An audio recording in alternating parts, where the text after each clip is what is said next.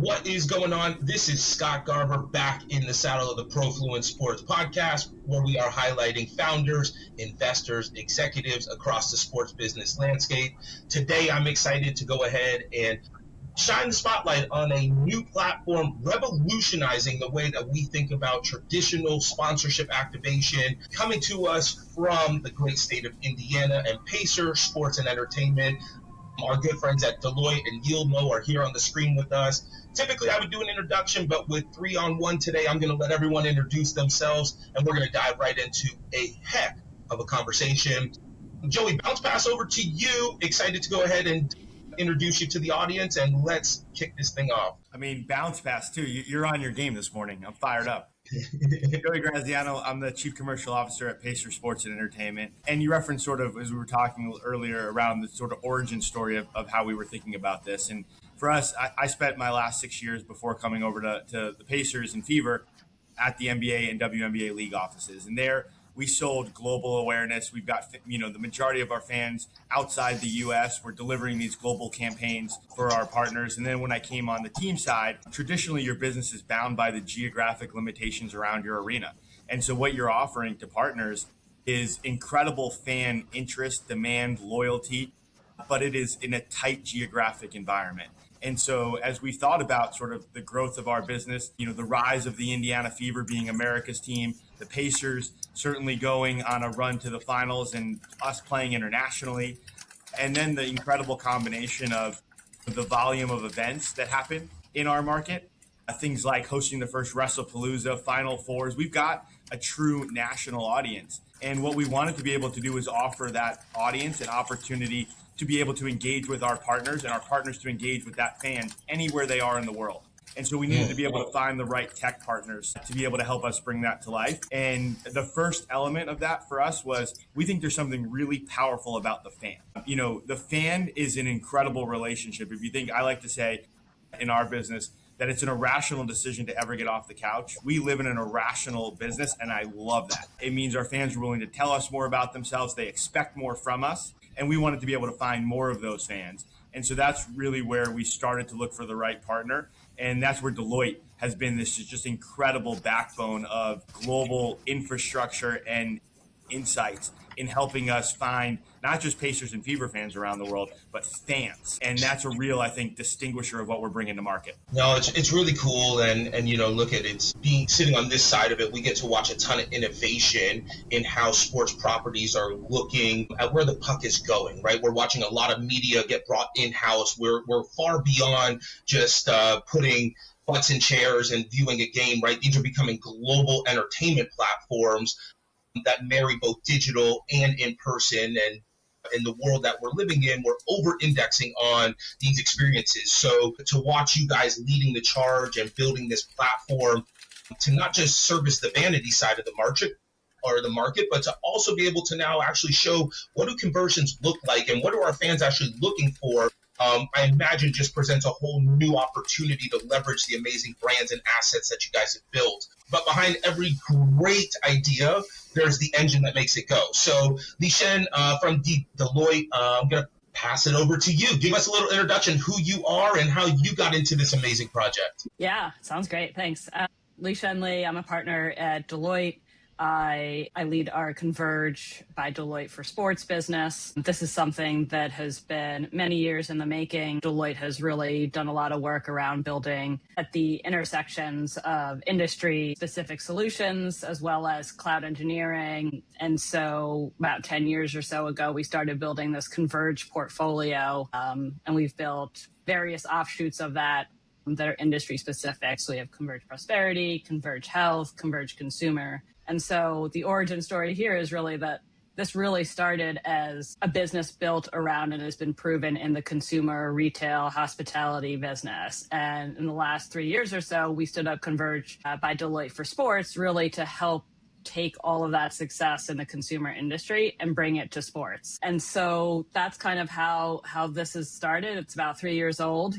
And Joey and I met actually when he was working at the NBA. And so we've had a longstanding relationship between Deloitte and the NBA for very many years. And so bringing, as he moved to Pacer Sports and Entertainment, sort of re-spark some discussions around what could be interesting and how do we help sort of him break out of his local market and really be able to command the presence of a national and global brand. How cool. And it's really neat, right? No longer is it just the NBAs and the NFLs that are looking to go global. It's the teams and entities that are going global as well, right? And so I think it's really neat to unpack, this approach where before we used to sort of have to choose, do we go narrow into our market or do we go broad? And it feels like with what you guys have been able to build, now we can start to attack both of those with real precision to continue to expand the brand. So Li-Shen, I got to ask real quick though, now coming on the Converge side in sports, were you an athlete or is this a passion project or is this just a great business opportunity because of what was going on in sports? I was an athlete when I was younger. I swam competitively for many, many years. Yeah. But honestly, just a really interesting space to be in. And a lot of my past experiences just kind of led me here. So love it.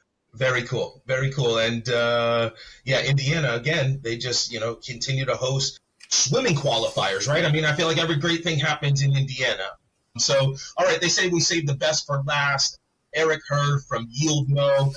Pressure's on, my friend. Give us a little context to who you are, what you guys are doing at Yieldmo, and how you guys fit into this, this project. I hope I deliver in the clutch here. Eric Hurd, Global Head of Sports and Emerging Products for Yieldmo. For those of you who don't know what Yieldmo is, we're a 13-year-old advertising technology company that fields one of the largest supply exchanges in the world. And what that effectively means is we work with properties and websites, sites that you've all been to and know about, that you think about it as premium. And we help them sell and monetize their ad inventory.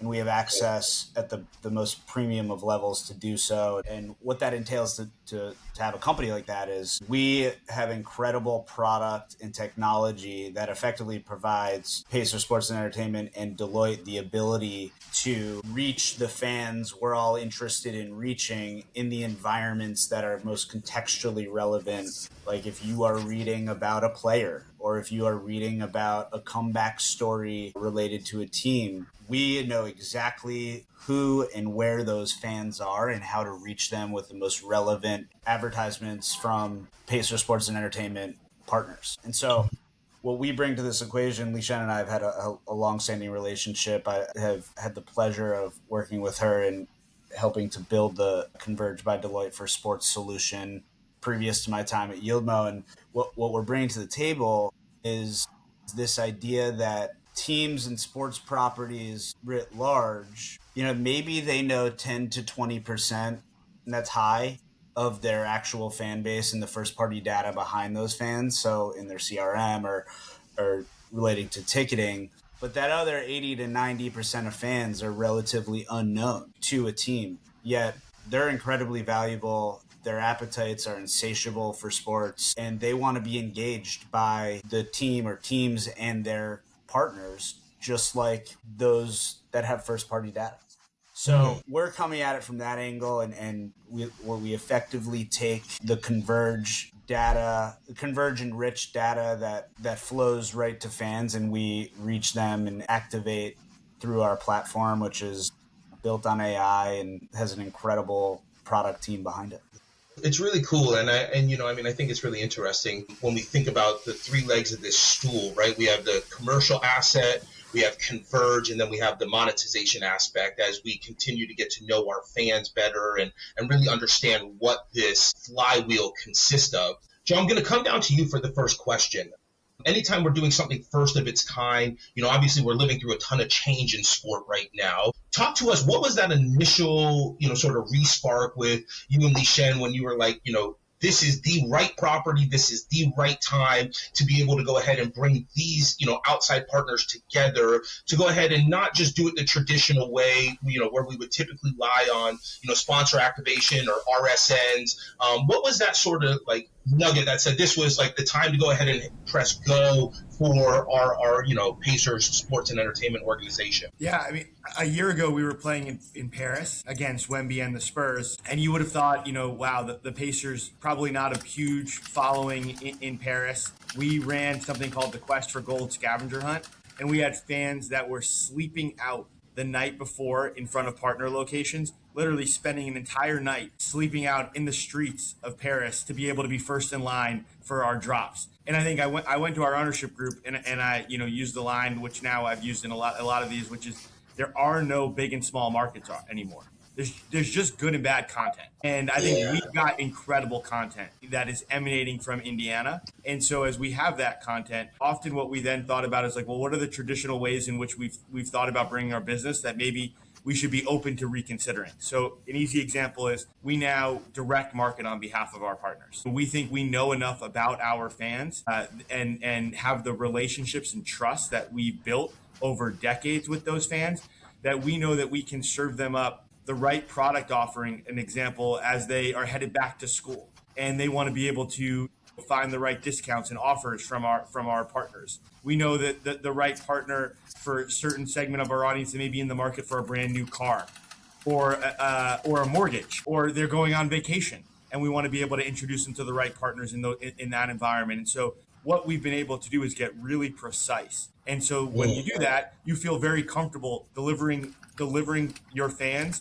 offers that were outside your traditional ticket a media opportunity to watch, and then a sponsorship inside your facilities. And so as we've thought about that, like where we then started to go, and I think what Eric and his team offer us is really that true market expansion as they partner with the top 500 publishers to be able to deliver exclusive inventory. And I think that part's really important. That's one of the things that Li-Shen and Eric and I spent a lot of time on, is we didn't want to bring something into the market that already exists. There are lots of ad tech platforms and there's lots of ways to get data and there are a lot of teams. But the combination of what the three of us are bringing to market from a precision perspective, but also from exclusive inventory built around moments that we think are built for fans that may have something to do with sports. As an example, owning the NBA trade deadline or Tyrese Halliburton's return to play. But I think more and more are actually going to have nothing to do with sports. They're going to be around owning things like, the holiday season, or owning, in this world, stuff like, sentiment around the State of the Union. And I think as we think about really broadly how we're looking at this, we're trying to identify and own inventory that others would not be able to bring and show that this is the right inventory for this particular sports audience, this particular fan base that's been built around the models that Li-Shen's team provides to be able to serve them something that is in the right message in the right moment. I think that's, as a young consumer, right? Like, I think that's imperative, right? The broad approach no longer exists. And so if I can marry my passion now and get that targeted messaging, I think there's a big long tail that sits behind the sporting experience. Traditionally in our space, though, it's been so fragmented, right? Like, for so long, we haven't had continuity that has brought that, cohesive approach. Li-Shen, I'm going to come up to you. I'm really curious from Deloitte's perspective, when you looked at like the traditional team and sponsor model and media monetization model, what were some of the flaws that you saw or opportunities as you built this platform in other vertical markets and brought it into sports? Curious what you saw as you sort of leaned into the sporting market. Yeah, I mean, I would say over the last 5 years, I've been talking with lots of teams and leagues, and they all come back with, and as well as brands, and they come back with feedback on ROI. It's all about proving the ROI of the investments that the brands are making with the teams and the leagues. And to date, it hasn't been measurable, right? You say you've got a jersey patch, maybe we can actually go and look at how many times does that jersey patch appear on the broadcast, how many times does it appear in social media, and we can quantify things like that. But it's been very difficult to really put a number on what is the ROI for that brand and their partnership. And so that's been the opportunity. Part of the opportunity that we've seen is how do we help prove that? And by using, and partnering with Yieldmo and their tech, they're offering something that's very measurable. And so it's not to say that all sponsorships and partnerships will migrate and be just performance-based. Certainly, big patches will always have a place in the market for brands that are looking to really work on brand recall and maybe brand awareness, things like that. But for the larger, more established brands, they're going to be looking for convertible and measurable ROI. Yes, Scott. Yeah. I was going to say, I think it's really like an end conversation, because for us, If you view the arena as this incredible content studio, the moments of virality are going to happen in the arena, right? Like that game-winning shot, that buzzer beater, the moments where the fans, go crazy, where there's this intense energy that makes, I think, sports and why so many companies around the world find that that's where they want to spend their marketing dollars and time. But ultimately, it's what is the right vehicle then to bring that into people's phones, homes, into into the places that they're spending their time at work, where they are on a Saturday morning reading the newspaper or whatever the version of the newspaper is in today's world. So, I think that's the power of this is, ultimately we're looking at our partners and saying, we've now got this incredible platform and vehicle to be able to extend and deliver conversion on what you've been doing in such an amazing job inside our building. There's a point I just want to piggyback on before I forget it. The proliferation of technology has empowered the fan with choice, right? It has also created fragmentation for media properties, for teams. We look at that as opportunity because if we know where those fans are and they are still reading those articles and watching those videos and consuming that content, as long as we can reach them, we're able to give Pacer Sports Entertainment the tools to not only continue to reach those fans who have decided to consume content in different ways, but we've effectively empowered them to do it in whatever way they want. And it is on the three of us effectively in our organizations to make sure that we can meet them where they are, not where we want them to be. And I think that is something that, Scott, you asked it before, like, what are you seeing and with, just in the space? I don't know if most sports properties get that. Pacer Sports Entertainment and the leadership Joey's brought to it, like, clearly they are forward thinking and are thinking about how to reach the fan where they are. But that is a big part of this. Is like you need to have the tech and the tools and the data and the context and the intelligence to know who those people are and where they are and how to engage them. And it's, you can't ignore it. If you want to continue engaging your fan and make more money, you got to follow the fan, period. Yeah, no, I think it's a great point. Li-Shen, I know I want to give you the floor. I mean, I just think that the fandom perspective is just so powerful, right? It sits next to religion and nationality as a core piece of how people see themselves. You don't outgrow it. You don't unsubscribe from it. If the team's losing, you double down on it. And that's the vehicle that's so powerful that the Pacer Sports and Entertainment has built. And that's how we want to piggyback and provide the opportunities to brands to reach fans of the teams and of the players, right? So, if fandom is so powerful, this is how, we feel there's a new way to monetize the fans that don't walk through the door. The rest of that 15% of the 85% of the fans that are never going to step foot in the arena, they're still very valuable commercially. And while there's been so much work to monetize the people and monetize and build experiences around those who come in person, it's about all the rest of the people that are out there, whether or not they're in Indiana, they're in the US, or they're global. That's the value of what we feel like this is going to help build. This is the exciting shift from linear into the world that we're living in now. And I think that it takes precision, but there's also an authenticity play to this as well, right? And so, Eric, I'm going to come to you. Like, I'm really thinking, curious, like how Yieldmo, how do you guys help brands combine the scale of reaching millions through this platform, but also staying really authentic to the community of what the Pacer Network, sports and entertainment have built? I'm really curious, like, how do you guys make sure that that right message is showing up to the right person at the right time so we don't feel like this is, excuse my mouth, but corny or over commercialized? Really curious how you guys, see that from your side. Yeah, great question. So we have a platform. It's called Ymax.ai. What it is an AI-driven search discovery engine that is able to identify the contexts or keywords and topics that are of most importance to, in this case, to Pacer Sports and Entertainment and their partners. So let's use a real example. If PS&E has a client that is interested in being a partner around comeback stories, we are literally typing in as you would in any enterprise AI system, we are typing in the keywords and prompts that would trigger a search for where are all the comeback stories and on what sites do those comeback stories live and what is the most performant ad inventory or real estate on those pages. So literally typing in the word comeback and fever and pacers and different player names where relevant.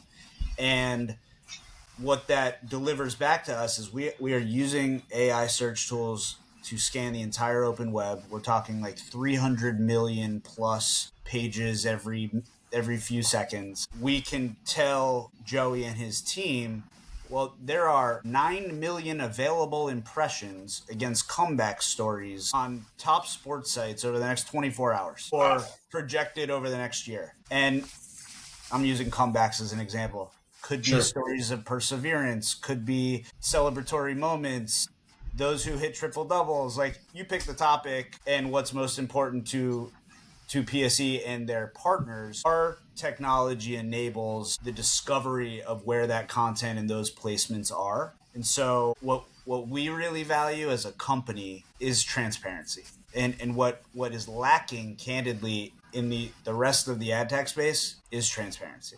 Yeah. So we have built this AI-driven solution based on those principles. And, I've spent my entire career in sports and thinking about how to bridge the gap between sports properties and their addressable fan bases in digital and really believe in this stuff. What we're able to do in terms of that, I keep saying it, in terms of that transparency and that discoverability of the right forms of content, I haven't seen anything like it. So that's how we do it and what we do. In terms, you asked the question of how do you make sure the right message shows up in front of the right people? There's a beauty of AI built into that. But also so when we're working with Converge by Deloitte for sports' data, that they're taking Pacers data, they're enriching it, Pacers and Fever data, they're enriching it. And, I think Joe used the example of a car buyer in the next 6 months. We know exactly who those people are based on the attention signals and the data points we receive in our platform. And we're able to dynamically render creative that meets them where they are. So they're not going to see an ad that says, come take advantage of our holiday sale for an automotive company. But instead it's, hey, we know you're looking for a car. Come check us out. Obviously there are copywriters that are much better than I am at that, but the creative capabilities are such that it speaks to the individual and their personalized needs where and when they need it. That is part of the beauty of a great creative team and great AI solutions. Yep.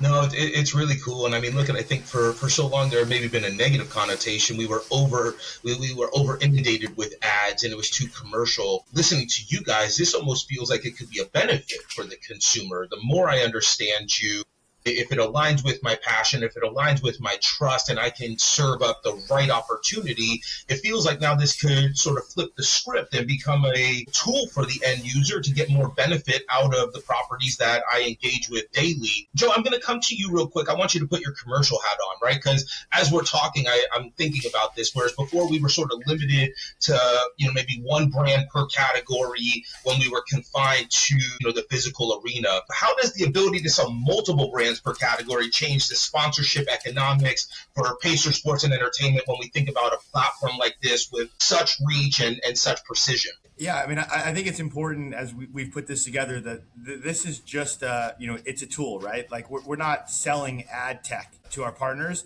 What we're selling is storytelling and brand campaigns in the exact same way we always have. What we are now saying is that we can take those brand campaigns further and deeper than ever before. And so what that offers is an opportunity for our national partners who are focused on markets beyond our own. They're focused on our own market, but they want to be able to reach all of those markets. And for us to be able to say, well, we know the fans that we interact with on an everyday basis. We know how geographically and diverse they are, how diverse their interests are. We also know there's way more of them out there. And what we can do is offer you access to all of those fans in all of those markets. And so as you think about, an example, you're partnering with your banking partner, and you're able to really help them identify young fans who have decided what their first bank is, knowing the stickiness, how hard it is to leave your bank once you've made that choice. Well, and then you recognize your banking partner operates in 19 separate states. And you're now able to go to that CMO and say, I can be your one-stop solution in all 19 of those states. It's a Game changer. different value prop that you're offering. If you go to a car company and you now are able to say to them, you know what I can help you do is own motorsports in the Indy 500 or the America 250 campaign around the internet in all of the markets to which you have a car dealership. That's a very different value proposition that has been offered by teams. And what it does is it now makes you much more like a league than a team. And as we had that conversations, what we have found is, and where I think we've recognized there's been some early, incredible successes when we've been flooded with inbound communication from other sports teams, other sports leagues who want to be able to do the same thing. But I would tell you the thing that makes me most excited when we're talking to, maybe the head of sports partnerships with our particular partner is the first thing they say is, I really need to bring my full global CMO into this room. And I also need to bring in the media buying team. And I need to bring in our head of strategy. I'm like, now we're cooking because there are more people being brought into the conversation than traditionally you would have thought of in a core sports partnership business. Those are the things that get me really excited because I know that we're now tapping in to some of the other needs. And this is a product that I think our market desperately needed to be able to expand what was and is such a powerful engine. The sports fan and the sports partnership, it's one of the most powerful things in all sports. I think Li-Shen said it incredibly well when she talked about nationality, religion, and sports. No, I couldn't agree more. I think it's so exciting. You sort of beat me to it, right? Because I was curious, with you guys leading the charge, do you see this being adopted from the league level? Do we see this, do we see other teams in other leagues coming in? Do we see the NFL? Do we see emerging leagues looking to take advantage of platforms like this to continue to lay the foundation with forward-facing instead of starting sort of legacy and then having to rebuild? Joe, one more question for you before we sort of turn the corner and bring this thing home. I'm curious, as you guys were building the platform, were there any surprising insights from, Pacer Sports and Entertainment fan base that, developed as you guys were building this out, learning more about, the folks that engage with your brands? I mean, I think certainly the rise of women's sports happened during, much of this same time. Yeah. 35% of our fan base travels in for every single home game. We also found that, which is wild. I mean, there maybe the Las Vegas Raiders would say that they've got a similar stat around every game being a major event and people traveling from around the country, but I've never seen anything like it in basketball. Yeah. Certainly, what we also, I think, uncovered as we were having some of this work done is there's only really a 5 to 7% overlap between Pacers and Fever fans. And as you start to really then get into the things that we've made a big concerted effort. As an example, we're really focused on a Latino concert series and having more of that type of programming in our building because of the rising Latino community in Indianapolis and wanting to make sure we're serving our holistic fans. And what you then see is we run a concert for Aventura and you get 60% of your building being net new. Those kind of things you now really start to pay attention to because you want to be able to offer to your partners access to fans, not basketball fans, not Pacers fans, not Fever fans, fans. And so I think when you come at it from that lens, you start to rethink your entire business. And so as we built and are spending our time on building a 60-acre mixed-use entertainment district, one of the things that we spend a lot of time on is how are we making sure we're serving the holistic audience, the convention crowd who's coming in for 3 days, the student bodies at IU and Purdue that are descending downtown, and there's 30,000 college students. These different audiences that are growing in population in our market, the Burmese community, the Haitian community, the Latino community. Those become very different conversations, and I think basketball teams or baseball teams or football teams were having a couple of years ago. Drop the mic, man. And, it's so neat as we, continue like to sit in this seat, get to learn, about the LATAM markets, right? And the spend and the affinity, but there was never really a vehicle to go ahead and get them into, the larger consortium of a Pacer Sports and Entertainment to find, I think we said it at the earlier call, but it's meeting them where they're at, right? And not where we want them to be. And then creating this narrative and storytelling journey to be able to bring them in as a part of this much larger conglomerate. And at the end of the day, I think as humans, we want to belong to something bigger than ourselves. That is where fulfillment comes from. And so as much as we talk about commercialization, I think there's actually a real human storyline that's coming through this as well, where we are building communities together off of these, nationally and internationally recognized properties. Joe, that was incredible. Li-Shen, you got big shoes to follow there. But as you look into the future, both for this project and where you see the Deloitte intersection in sport going, what are you excited about as we look out 3 to 5 years in the sporting ecosystem? I would say really looking forward to the rise of youth sports and how that plays a really big part of where the sports market is going to go. Obviously, a huge indicator of fandom as they grow and mature. And as you look at fandom that gets handed down from generation to generation, right? Like, I think that is going to be a huge market for us to tap into. Obviously, women's sports is a huge passion area for both Deloitte as well as myself. We do a lot of work in that space as well. So I would say youth and women's sports is really the powerhouses that we're looking at. And I think that you guys are building this foundation that as we think and reimagine how youth is going to look in 3, 5, 7 years, it's going to look very different than it does right now. And the connectivity between the Pacer Sports and Entertainment and the youth development pipeline, I think we're going to watch come closer together. And so we now start to watch these pipelines develop that cover, gender, that cover age, and it really becomes just this, fully encapsulated ecosystem. So definitely excited. I think, Li-Shen, we could have a whole nother conversation about that, which I might be calling on you for.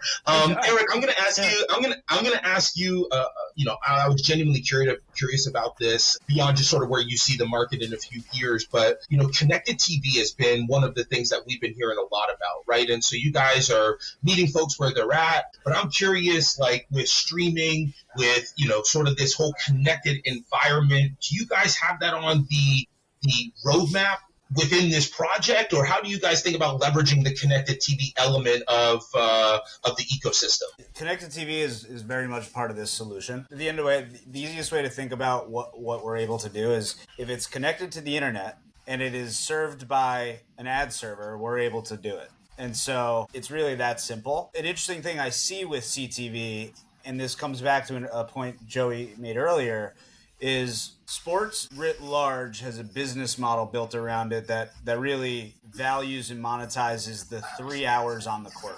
It's incredibly valuable. Nobody can debate that. The other 21 hours are disproportionately undervalued and ripe for investment. And so that means the shoulder programming that is before and after the game is super important. And it is way more accessible to fans who are in Indy or outside of Indy as easily as ever before. So the reality is that 21 hours now has a shot. And that's really where fandom is, and that's where fan attention is, and where scalable media businesses built on fan attention actually have the ability to succeed. And so your question about like, what does this look like in the future? In the future, forward-thinking sports properties are going to follow Pacer Sports and Entertainment lead, and they're going to build media models, not just sponsorship models, but media models that follow the fans and engage them where their attention is. And that is inclusive of the 3 hours, but certainly inclusive of the 21 hours as well. And I think it's a huge opportunity. And I think there's one more point that I just kind of want to like put out there. It is not lost on me, and I say this from like, I'm sitting in this ad tech seat. Most people don't understand ad tech. It is overly complex. It is ridiculously complex. It is on us. It was on us to simplify it and create a turnkey solution that actually makes sense. Yeah. And that involves transparency of the inventory, but it also involves like, you have to create products that are easy to use. And if we don't do that, we're going to lose. And teams are not going to want to engage with it because why would you? And I think, I've been in this industry a while at this point, and have seen enough platforms and enough pitches and every pitch out there, and most miss the mark. And it's not because they don't have good tech. It's because they don't know how to tell the story in a way that will resonate with sports properties and their fans. And so product usability is incredibly important, and I think hopefully the space gets a little smarter about how to think about sports and tech and the actual capabilities that are already. Well, I mean, you guys are leading from the front and showing that the space is getting smarter. And as we wrap this up, it's really neat. We get to see a wide spectrum of innovation, startup founders that are solving a problem to larger institutions that are putting out agentic models and better ways to use data. I think this has been one of the most exciting conversations of truly understanding where the space was, putting the right partners together to truly create a better experience as we go forward, not just for one stakeholder, but for multiple stakeholders. So from the Profluence team, this has been an absolute treat to get to know you guys. As I said at the top of the call, I'm going to be in Indy for the 500. I'm going to have to come check out. I'll be one of the 35% to come and fly in and check out a game. But, Joe, you guys are continuing to lead from the front. Indiana does. So thank you guys for everything you're doing, and excited to continue the conversation and watch your guys' tremendous growth in the space. Talk soon, everybody. See you.